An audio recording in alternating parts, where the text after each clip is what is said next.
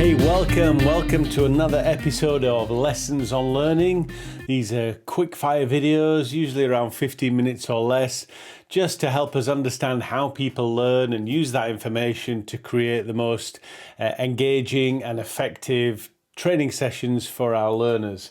And in this video, we're going to talk again about the different models of practice. We've done a video already talking about two different models of practice, blocked and spaced practice.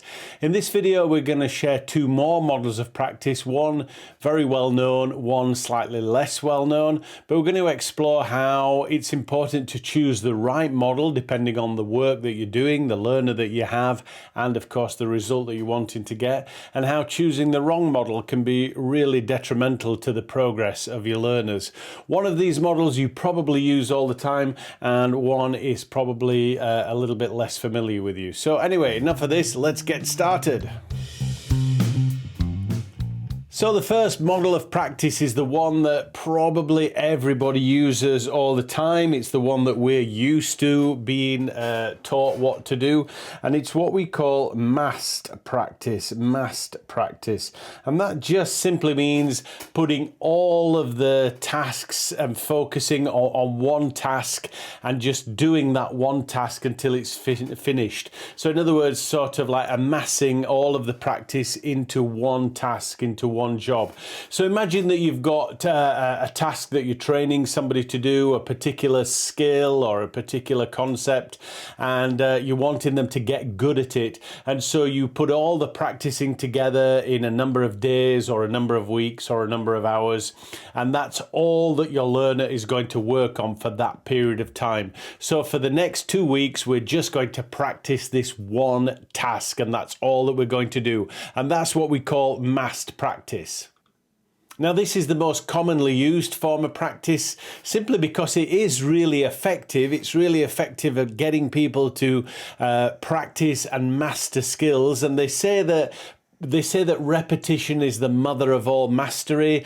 I'm not really sure about that. I think repetition is the mother of all motor skills, or repetition is...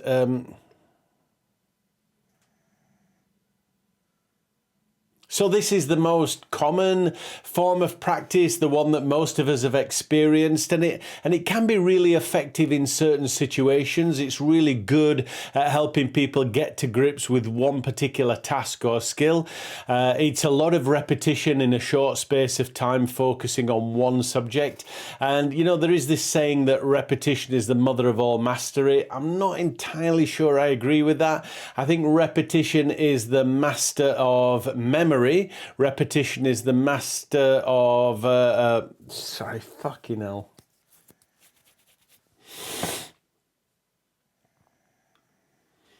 And so the first practice model that we're going to look at is the one that we're probably all the most familiar with. It's the one that we've all done. And actually, if you're working in education, I'm sure you're probably already doing this, and nothing wrong with it as such. It's what we call massed practice. It's simply amassing all of the time to focus on one particular task or one particular job. So you might teach a particular skill or a particular task to somebody and then spend the next few hours, days, sometimes even weeks just focusing on that one singular task. Now, it can be really effective if you just have one task to focus on. There is this saying that repetition is the mother of all mastery. I'm not entirely sure I agree with that. I think repetition is the mother of memory. I also think that repetition is the mother of muscle memory when it comes to motor skills. But I'm not sure that muscle memory is the same as mastery. And massed practice works really well when you have a singular task that you really need to get somebody to nail. So if it's really important that it has to be done in a very specific way and there's no variation to that way, it's a particular standard and that's how it needs to be done, and it needs to be done quite quickly, then massed practice is the best bet for this. Also, if you're working with a type of learner who is works better when they're singularly focused, focused, when they don't like too many deviations or diversions, when they just want to singularly focus on one thing, massed practice works really well because all they have to think about is that one thing. So certain tasks, certain repetitive tasks or consistent tasks, I don't know, maybe if you work for a large coffee chain, there's a particular way to make a cappuccino and it's done exactly the same no matter what. Massed practice works well. If you're in some kind of industrial environment where it's some kind of almost like factory based and again it's repetition, massed practice works really well. Similar to the other video, we talked about something called blocked practice. So if time is against you and time is a constraint, massed practice gets you to a particular result quite quickly. However, massed practice is not necessarily the best thing for a lot of learners. If you have a learner that's very kind of creative, likes a little diversion, likes some, some choices and what have you, then mass practice can turn this task into a little bit of a chore. So they're just doing the same thing over and over again, and it's very easy for them to get a little bit bored, and a little bit distracted. And so when that happens, it's a really good idea to move on to another model that a lot of people might not be familiar with, and it sounds counterintuitive, but it's what we call interleaved practice. Interleaved practice. And that simply means mixing up different tasks and different skills and kind of practicing them all together. So let's simplify it. You might want to spend 1 hour practicing task number 1. And then you might want to spend another hour practicing task number 2, and then another hour practicing task number 3, and you might want to switch between those tasks. The key to the success of interleaved practice is finding some skills that are transferable between those 3 practices. So if you've got a particular task that requires the same kind of skill, I don't know, maybe it's the same movement in your hands, or it's the same folding process, or it's the same placing things in different places. If these 3 tasks share a particular motor skill or a particular concept or a particular discipline, then it's really, really good to interleave them and to mix them up, because it does 2 things. First and foremost, it keeps a lot of learners engaged because they get variety and they get change, which is something that stops it feeling like a chore. In other words, it stops it feeling like practice and makes it feel a little bit more like play. But from a learning point of view, if you can use these different tasks and practice them and switch them up, you do task number 1, followed by 2, followed by 3, then you go back to 2, and then you go back to 3, then you do 1 again, then you do 3, then you do 2, and you mix them up like this. What you're doing is you're using this crossover of skills, this cross-pollination of skills and tasks to really embed the information and to really create lots of diverse neural connections and skills connections.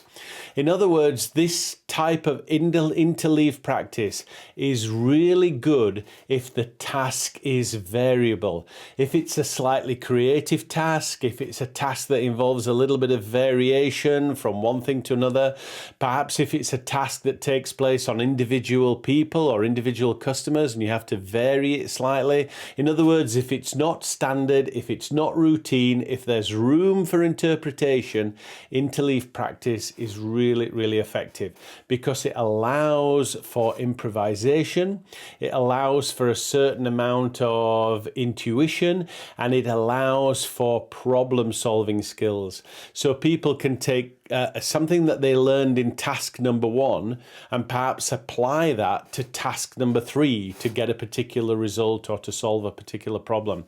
So it allows people to switch and cross over, which creates really deep and strong neural networks, within their learning processes. So neither one is good or bad or better or worse. They're just good for certain things. So again, if you have a learner who's particularly singularly focused, they don't like too much distraction, if time is against you, if it's a very standardized, routine, repetitive task with really clear, sort of inflexible standards, then massed practice is really effective. If you've got a learner that likes a little bit of variety, a little bit of challenge, likes to feel like things are more like choices than chores, if you have a task that's variable, that's somewhat creative, improvisational, perhaps involves some kind of problem solving, then interleaved practice works really, really well in that situation. All right. So look, just think about what task you're wanting to teach, what result you're working towards, who you're working with, and it'll help you choose between those two tasks. There is another video, a kind of a part one, that looks at two other practice models, and they're called blocked and spaced practice. Go and have a look at that video. It's on this channel. And as always, if you've enjoyed this information, if you found it's useful, please drop a comment, give me a little like, subscribe to the channel if you haven't done so already. And whatever you do, tell your friends, share the love. I would love to see you and more people on this channel later on. All right, so tune in again soon for more lessons on learning. I'll see you soon. Take care, my friends. Bye-bye.